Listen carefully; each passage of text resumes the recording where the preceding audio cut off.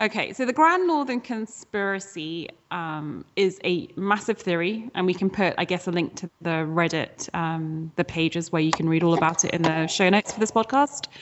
But the basic theory is that Rob, as we know, sent a letter legitimizing John with Galbert Glover and Mage Mormont to Greywater Watch, which was kind of never heard of again. And the presumption is that the letter contained provisos potentially, because at that point he thinks his brothers and sisters are dead. Well, he doesn't think Sansa's dead, but he doesn't want to hand over his kingdom to a Lannister. So he is legitimizing Jon as heir to the North. The declaration was also witnessed by Great John Umber, Edmure Tully, and Jason Mallister. So that's a get out of jail card in case Galbert Glover and Mage Mormont have gone astray. So the theory is that although we haven't heard of it again, that the Northern Lords did in fact receive the letter and have decided to take it seriously, despite the fact that Jon is a bastard and is a man of the Night's Watch, and that they are so opposed to the Bolton-Frey alliance that they're basically going to pretend to ally with Stannis to use his armies to root them out. But then once that's done, that they're going to defect to Jon and crown him as King of the North. And that all of this plotting and planning and conspiring, predates Stannis arriving at the Wall. So it doesn't matter if they're now impressed with him potentially as a ruler, that they still want a Stark on the throne, and that somehow this appeals to the idea of the Starks being very strong in the North.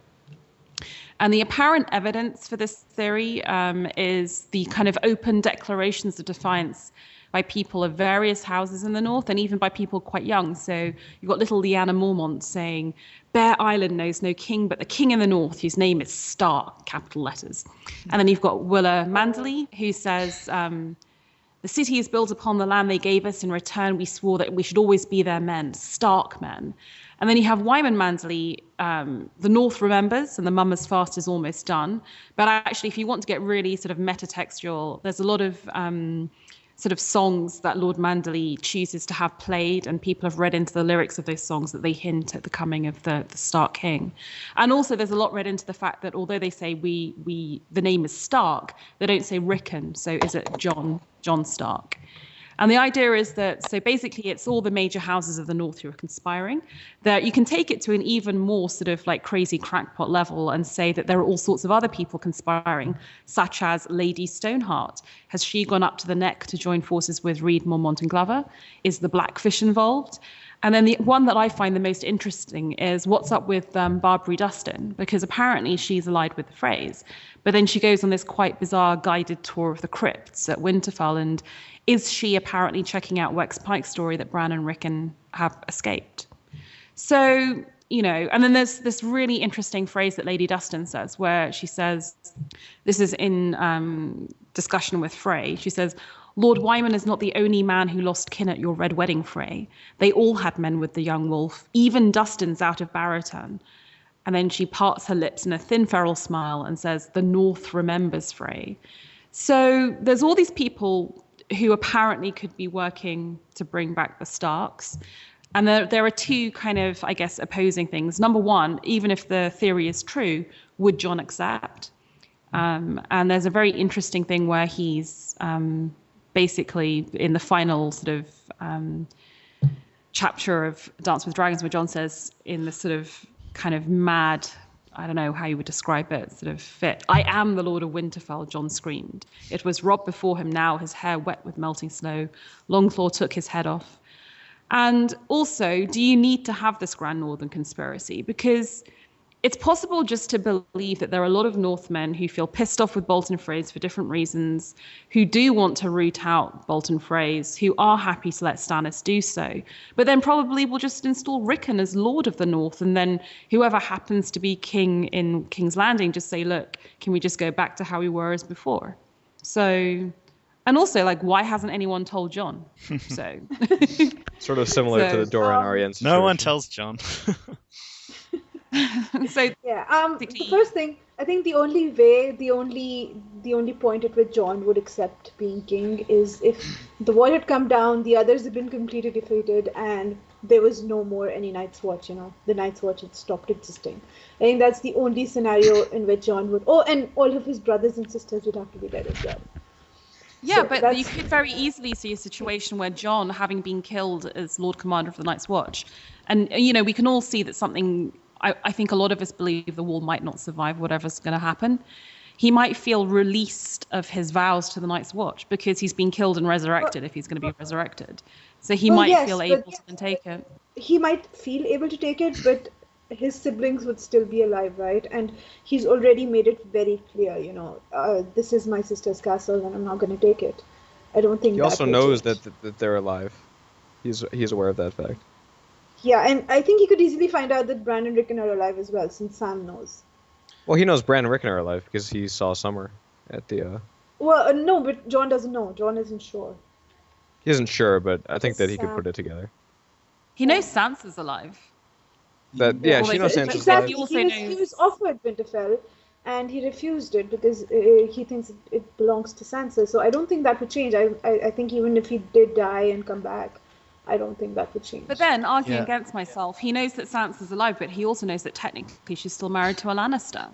Yeah, I'm not sure if he knows any of them are alive. I mean, he might sense that Bran and Rickon are alive in his wolf form, but I don't think that's the same as knowing as a person.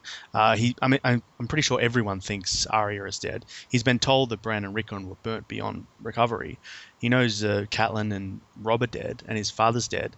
Sansa's the only one who might not be dead, but the last time they heard about them was, during Joffrey's murder. So that's the last thing anyone heard of her. So she may be dead the same way Arya is assumed to be dead. So I think in Jon's mind, all of his kin are dead, and I think you don't really get that much introspection in Book 5, but I think part of it is him trying to distance himself from like his Stark identity and just taking, being utterly dedicated and rededicating himself to being a Night's Watchman. But I think the presence of Arya, the possible coming back of Arya, is what kind of starts to unravel all of that. And in the final chapter, as you say, Bina, he gets that really vivid dream of him declaring himself King of Winterfell or King of the North and killing Robb. And then in that final chapter, it all goes undone once Ramsay threatens Arya's life. He just gets pulled completely back into it. Yeah, so much happens in the final days of Jon where we see his... kind of like Aemon, Aemon was always, I'm staying out of things, I am a man of the Night's Watch. But in his final dying breaths, he realizes that all he cares about is Dany and he must stay alive for Dany. And at the end of the day, he's still Targaryen. And I feel with Jon, with the pink letter, with what's happening at Winterfell, that you can feel that conflict, that he's tried, so much of that book is him trying to be the Lord Commander, and so much of the book for Dany is Dany trying to be the ruler of Meereen, and then at the end of it, both of them thinking it's just not working in some way. And then he's killed, he's assassinated. And if the wall were to somehow come down, I just feel that he'd be released of his vows, he thinks his siblings are either dead or not suitable, and if pressed to do it, like Robb, if the whole host of Lords of the North came to you and said, please become Jon Stark, King of the North, wouldn't he do it? I think he wants it. But a lot of things would have to happen before Jon would accept it. Right. But I think a lot of those things are in motion. Yeah, I think the conspiracy itself is in motion, but I also think Jon in Book 5, even though it's kind of more towards the end of the book, but he is slowly coming into that position of not just being a Lord Commander, but actively being a Lord in the North. You see him actually building up this army of wildlings and commanding a host of wildlings, even though technically they're part of the Night's Watch or they're serving as part of the Night's Watch. That's not how the wildlings see him. They see Jon as their leader, or sort of Jon and Tormund as their sort of leader. And even House Karstark, he's built up a pretty strong alliance with one of the sort of great houses of the North.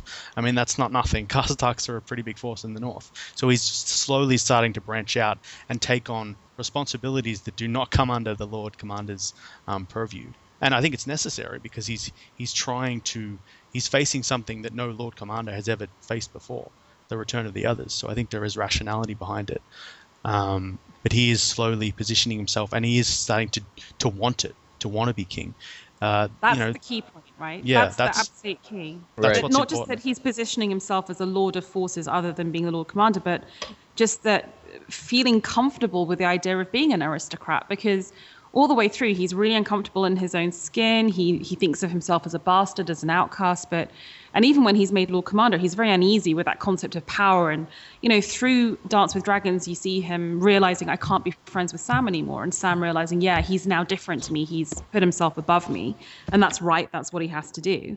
So I feel before now, Jon would never have been just comfortable in his own skin as saying, yes, I am Lord Stark. But now, absolutely, he would be fine in that role because he's accustomed himself to entitlement and rule and having people obey him. Yeah, I think as a 16-year-old boy, he shows enormous ability as a military commander and as a ruler.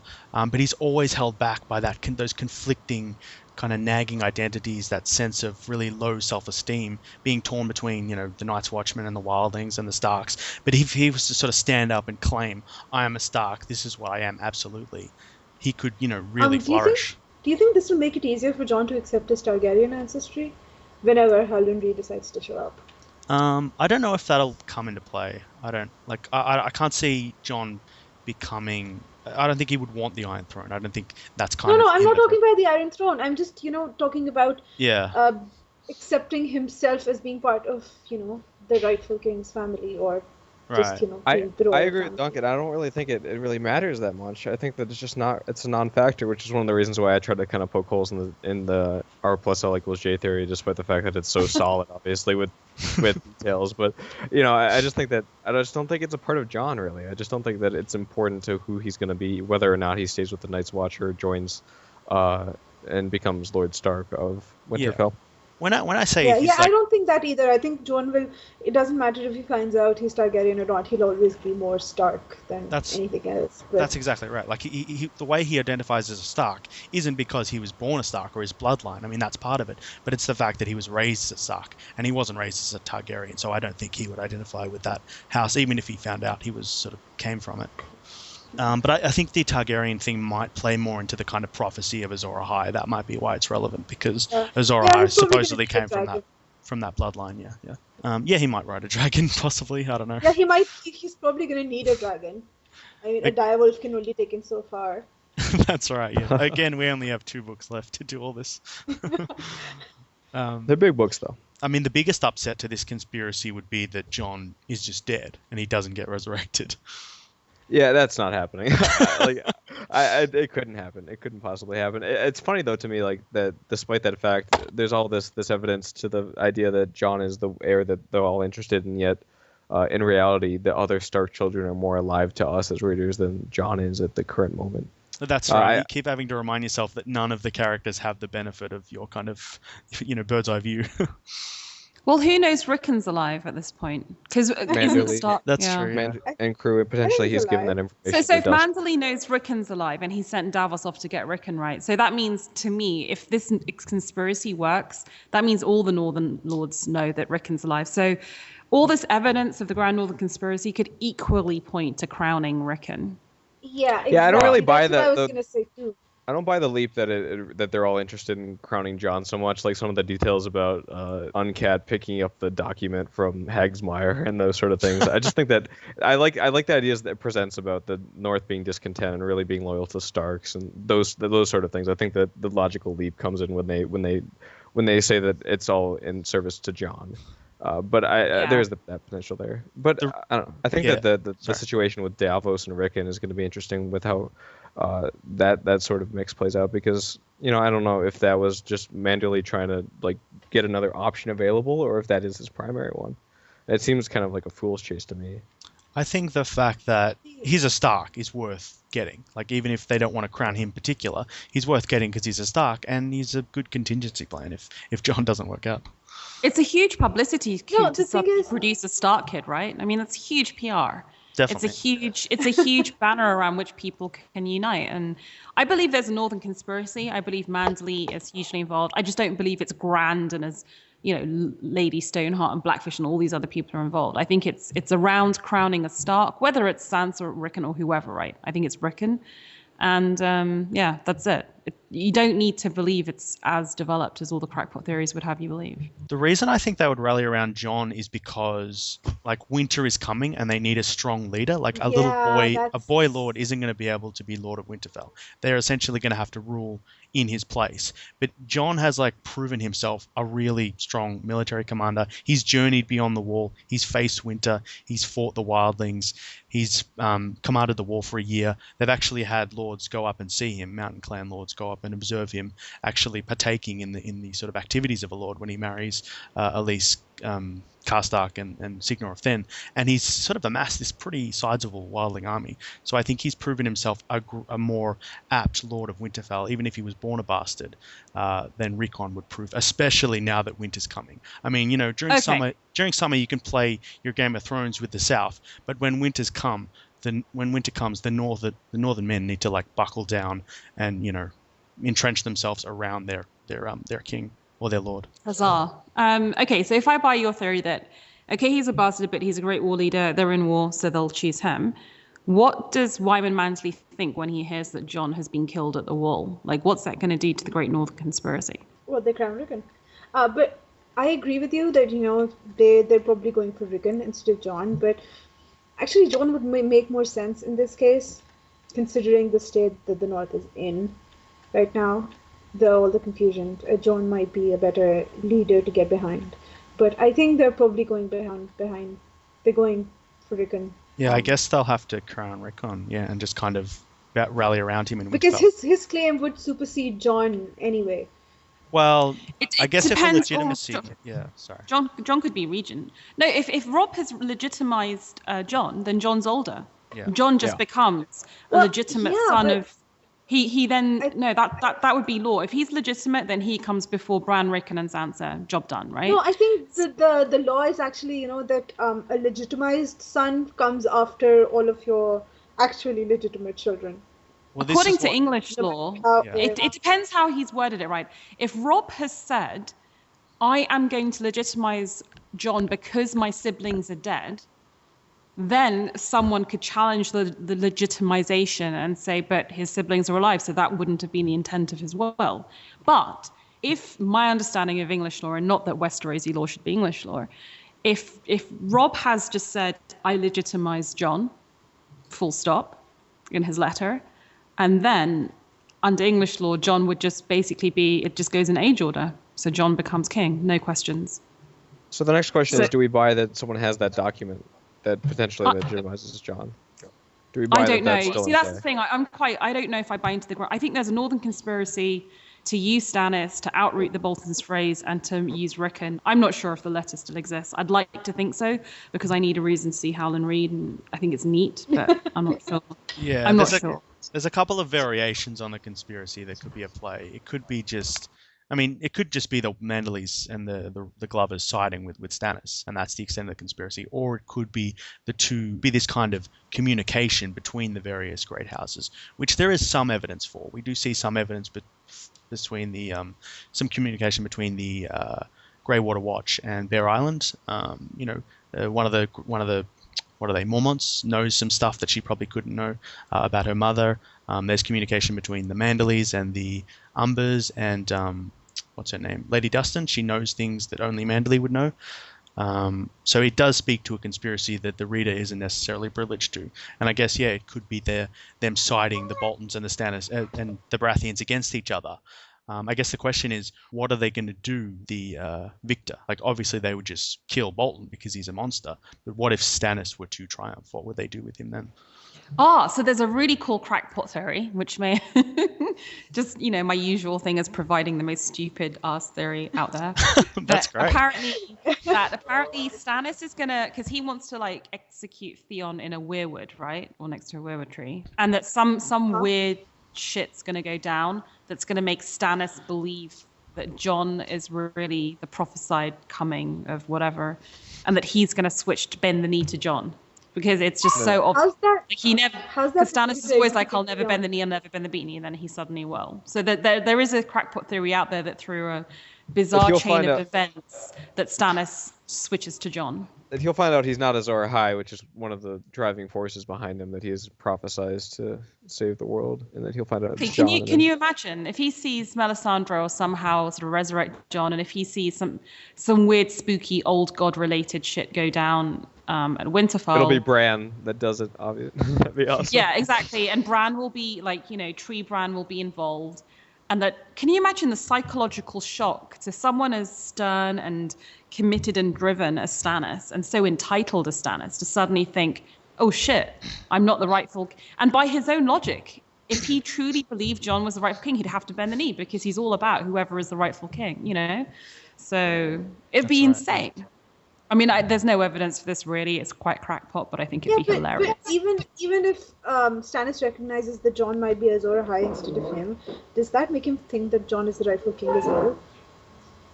I think that Stannis has said again and again he doesn't necessarily want to be king. He just has to take up the throne because he's been told by Lady Melisandre that he is the savior. He is Azor Ahai reborn. That's kind of his driving force. He's been told that he's going to have to stand against the others. And that's but technically he is the heir as well, and he is as well. He wants it for that reason. He wants it for that reason as well. He's gone to the north because he believes he's Azor Ahai. But I'm sure in book 3 he says, I don't even want the damn thing. Well, yeah, but he still it's not says, a question of want, but of rights, of thinking that exactly. it is his by rights and that he should have it by law, and he's sort of all about that. Yeah, I think it does extend beyond just the simple fact of him being Azor Ahai, according to Melisandre. But I think he's more caught up in that at this point as opposed to his claim. I think that it sort of shifted from him more focused on his claim in the beginning to as he became more and more involved with Melisandre, that the Azor Ahai thing kind of took dominance. Yeah, I agree, especially after Blackwater. But I think the other possibility is that maybe they don't want to actually crown him king. Like, they could just make Jon Stark the Lord, and then Stannis would act as king, I guess. But I don't know. I think that the key is just to have a Stark in Winterfell. That's what they need to have at this point. I think in the Northern Conspiracy essays, there's a really great quote from book 3 where they find Bran and Rickon and the Reeds Bran and the Reeds find a little from the mountain clans, and they meet him in the cave, and he's discussing what the Starks actually mean in the North, what they represent. And he describes how when there was a Stark in Winterfell, a maiden could walk down the King's Road unmolested. Yeah, like the law was so absolute, their control of the North so good, their honor so great that it just spread to every corner of the North. But once I love that guy in the cave, by the way. But Ramsay was still around. But once he Ramsay was pretty close to the King's Road. I don't think that was happening. Well, no, that's the thing. There isn't a Stark in Winterfell. Once Ned Stark was killed and Robb Stark fled down to play the Game of Thrones in the south, things started to fall apart. You have Iron Men swarming through the Wolf's Wood, and you have Ramsay going up and down the King's Road doing horrible things and asking after strangers and things like that. So I think that idea there always must be a Stark in Winterfell, that's not just a Stark tradition, that's like all of the North. They're so important to the stability of the North. They're like they're like a keystone in the building. Once you take it out, the architecture just crumbles. So it's not even that they're intensely loyal to the Starks, and they absolutely are, but it's that the Starks are so important to the identity and the stability of the North that you have to have a Stark in Winterfell. And in a way, you have to have that kind of an idea binding the North together in justice, because, as everyone tells us, it's a vast, vast area. It's far larger than, it's almost as large as the rest of the kingdoms put together, and it's hard to govern just with quantity of people. There has to be an idea of justice and right, and Ned gets that right. Ned gets that the idea of the Starks in capitalized letters is what keeps the North together. I think the evidence for saying that they want to crown Rickon or Jon as king rather than Lord of the North is when you look at the specifics of what people are saying, like Lyanna Mormont, Bear Island knows no king but the king in the North whose name is Stark. There's again and again people refer to this person as a Stark, who knows what the first name is, but also as a king. It seems quite insistent that they want to go back to that. All right. Yeah. Let's just discuss the awesomeness of Lyanna Mormont and Villa Manderley. She's awesome. They are. Villa Manderley is even better than Lyanna Mormont. I mean, she's great. They're both good, yeah. We also have to mention that one of the points it makes, this is kind of one of the crackpot parts, but that their names are Willa and Lyanna, which are the two potential mothers of Jon, which is one of the ties they make. Oh, nice. Oh, that's interesting. Yeah, I think that the essay suggested that Lyanna's claim that we know no Stark but the Stark, we know no king but the king in the North, might have been her letting slip some sort of information that she wasn't supposed to let slip, that this conspiracy was going on around her, that there was this communication between Bear Island and the Greywater Watch, which is where Mage Mormont was, which is what's so bizarre about Lyanna being made Castellan. She's only 10 years old, and she let slip some stuff, but it could also be her sort of subtly kind of maybe trying to tempt Jon, or sort of communicate some knowledge to Jon, that he's the one they're loyal to. Exactly. But, is the age so bizarre? I mean, how old is Bran when Bran's holding court in Winterfell as Castellan when everyone else is on Well, Sir Roderick is Castellan of Winterfell. Yeah. But Lyanna Bran is holding court. Sure, yeah. That's true. Yeah, but was she really the Castellan, or was she just the Lady Mormont at the time? Okay, they probably had some other Castellan. Maybe, yeah. That's what the essay said, but maybe she's just the Lord, the acting Lord. Yeah. Okay, so we'll all basically agree that there's some kind of Northern conspiracy.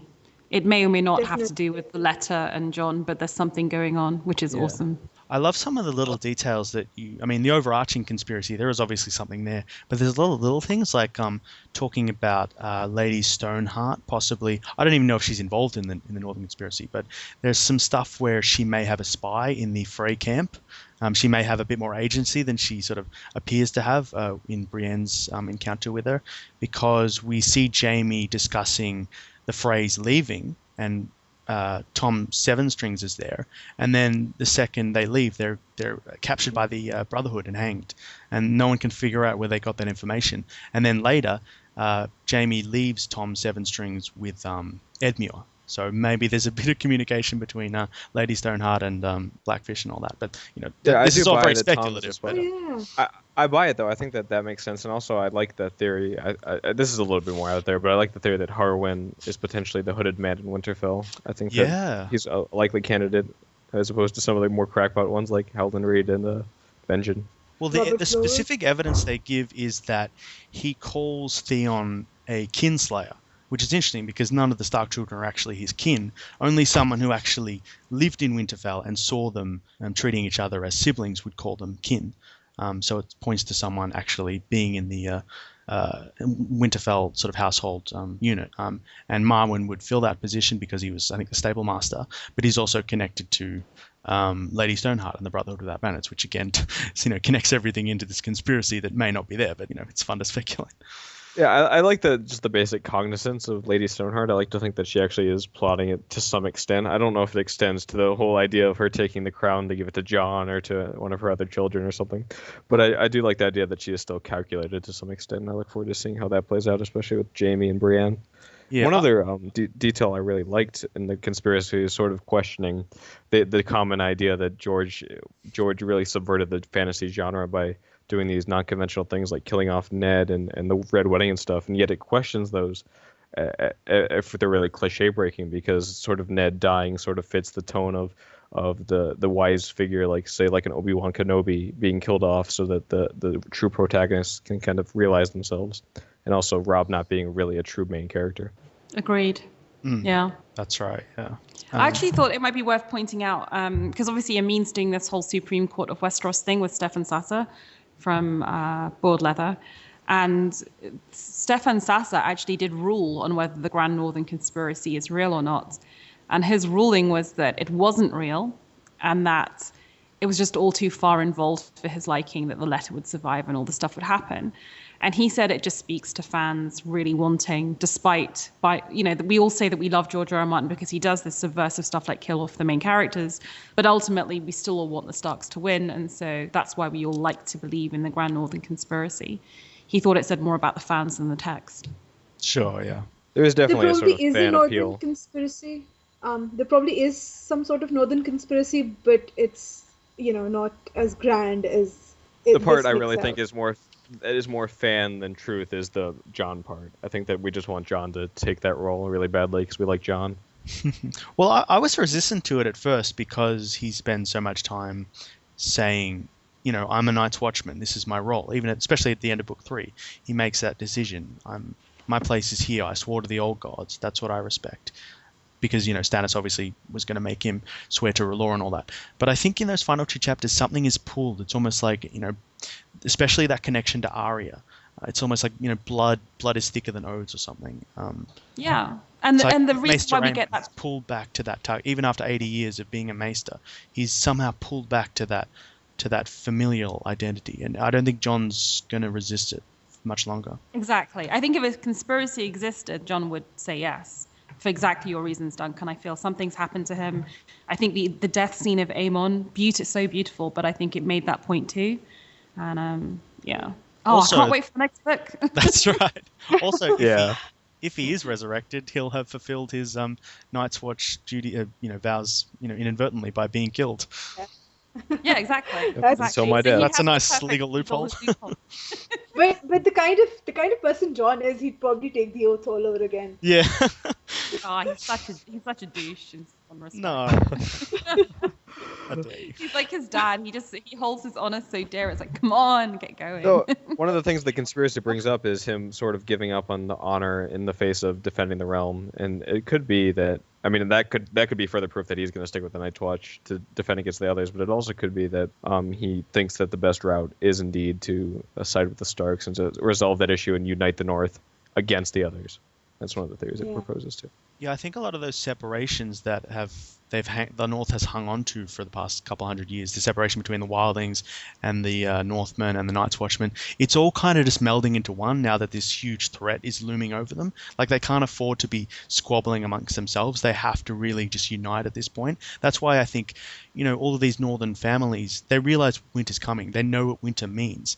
They're gonna have to work together.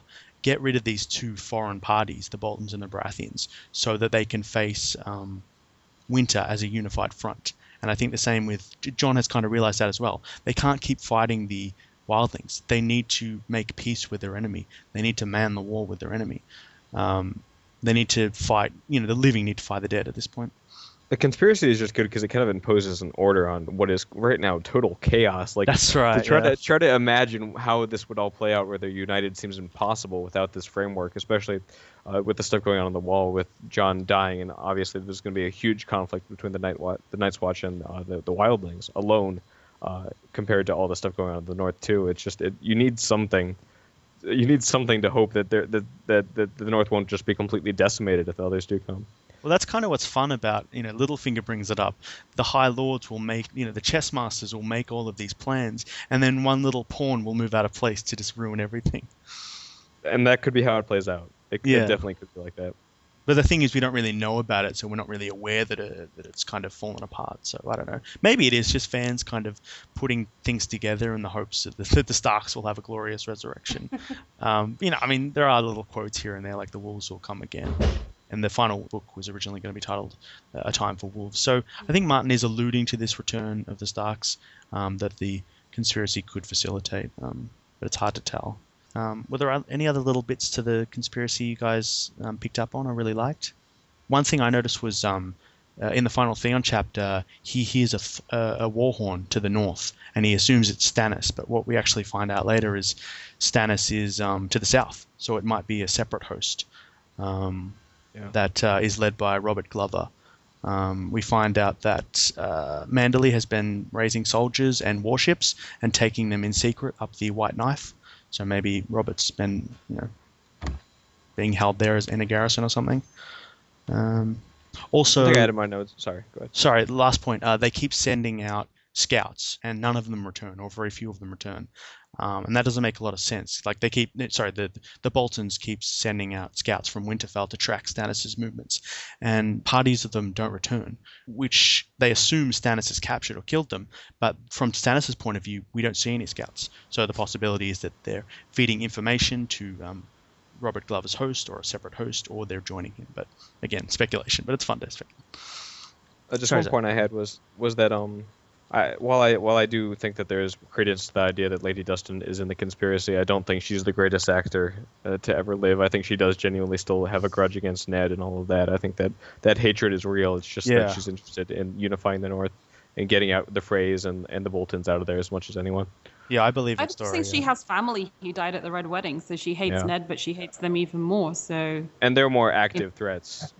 Yeah, and she doesn't hate the Starks, right? She just hates Ned. That's right. She has nothing against his kids. Well, I think. By the way, guys, where does all this leave Mance Rayder?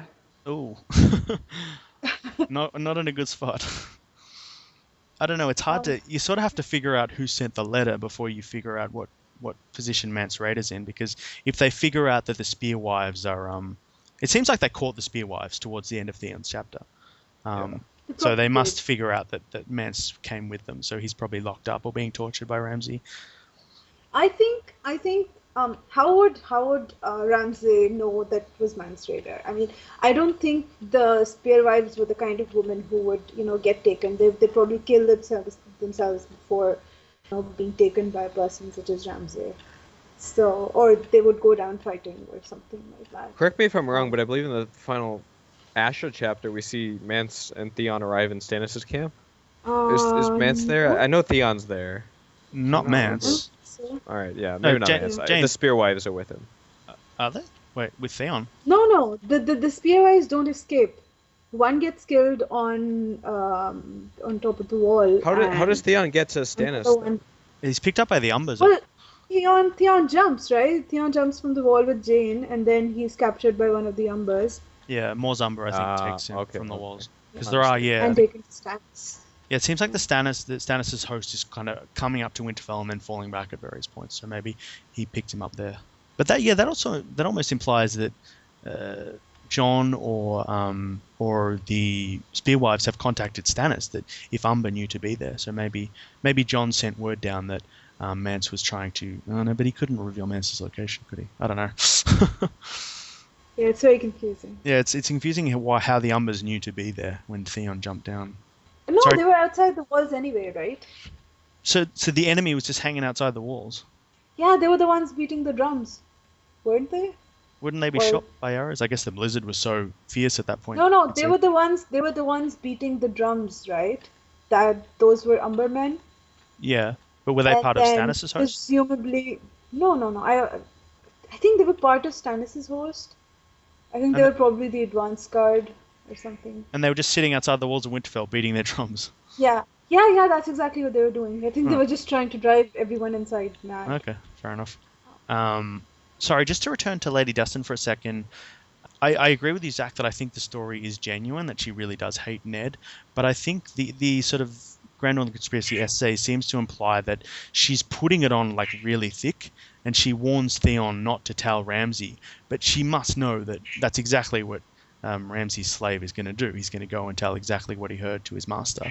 So she's almost putting this information in his head, so it seems like the Dustins are absolutely against the Stark to make their loyalty seem unwaverable to Ramsay. But I think even if she does hate Ned in particular, I don't think she hates the Starks in general, and I think she absolutely hates the Boltons because of not only what happened at the Red Wedding, but because what Ramsay did to her beloved nephew, Domeric, I think. Yeah. So I think she has more reason to hate the Boltons. Yeah, I agree. I do kind of have an issue with a lot of the claims it makes about characters laying it on thick, like sort of the Blackfish lying about hating Jon and like thinking he conspired with Tywin. I get the idea that that's kind of nonsensical, wouldn't make sense for his character, but I don't know. I feel like that buys a little bit too much into the grandness of the conspiracy, that they're all really have this plan of making sure that Jon is not on the periphery of the characters. They don't think about him because he's the real one that they're focusing on. But she knows that what Ramsay has done to Theon. He's basically a slave. She must assume he's going to tell Ramsay anything she tells him. So why would she tell him that? Yeah, I think communicate to Ramsay. There's a more plausible case for Lady Dustin than some of the other characters, about sort of like Galbert Glover and I forget who else. One of the other ones that's sort of like is very dismissive about bastards and those sort of details that then feed into the idea that they're deflecting from Jon. I think that Dustin makes more sense than those. Yeah. No, I think they genuinely think bastards are not a good idea, but kind of like Lady Dustin, it's like the least bad option, right? So well, I think I think you can still have people like Albert Glover support Jon, even though fundamentally they're not very keen on bastards, but whatever, that's what they need to do. Yeah. Well, again, it could be Ned's son. It could be like Lady Dustin, protesting too much, like Robert Glover and Lord Manderley say to Davos, how much bastards are treacherous and wanton. The way they're comparing to Ramsay's, which could be deflecting any kind of potential alliance with Jon. But in book 2, as the essay but why do they need to deflect Davos? Davos isn't even suspecting anything to be deflected of. Well, because Like, Davos. I just find it too involved. I'm with Yeah, but- Zach on this. It's yeah, but- too involved. Davos is the hand to one of their targets. Like, so he can't ever suspect that they're in cahoots with Jon.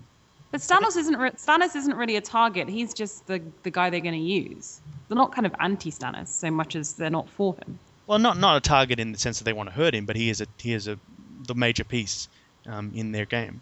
So they don't want him to get any inkling that. I mean, yeah, okay, it's a pretty thin concept, but I think that's kind of the rationale they use. Yeah. But the fact that it's bizarre is because a similar conversation occurs in Book 2 where Robert Glover has nothing to say but nice things about it, another bastard. So it seems like a bit of an inconsistency that could explain.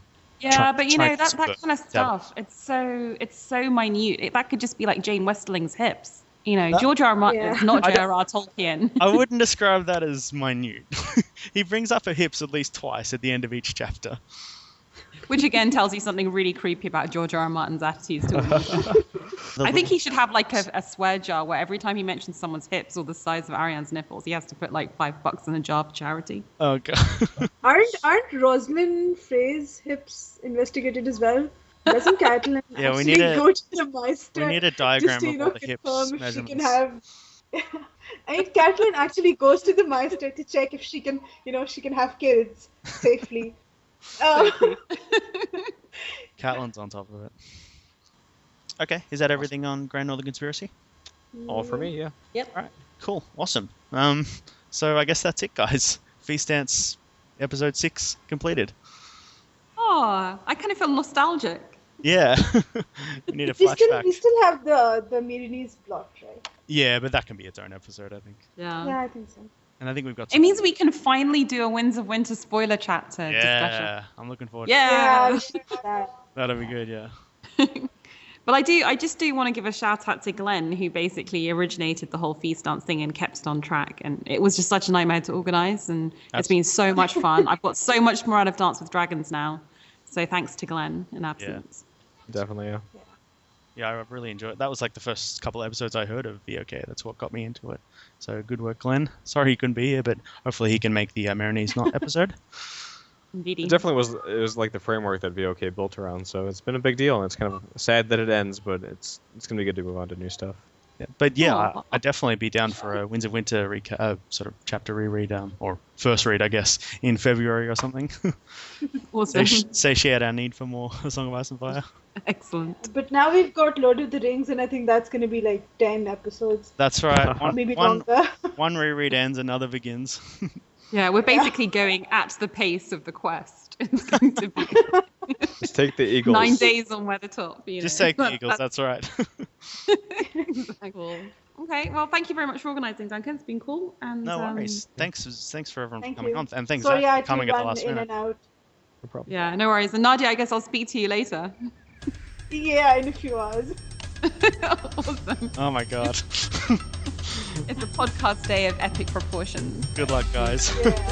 Yeah. Bye, guys. All right, see you everyone. Thanks for coming. Bye, everybody. Bye bye.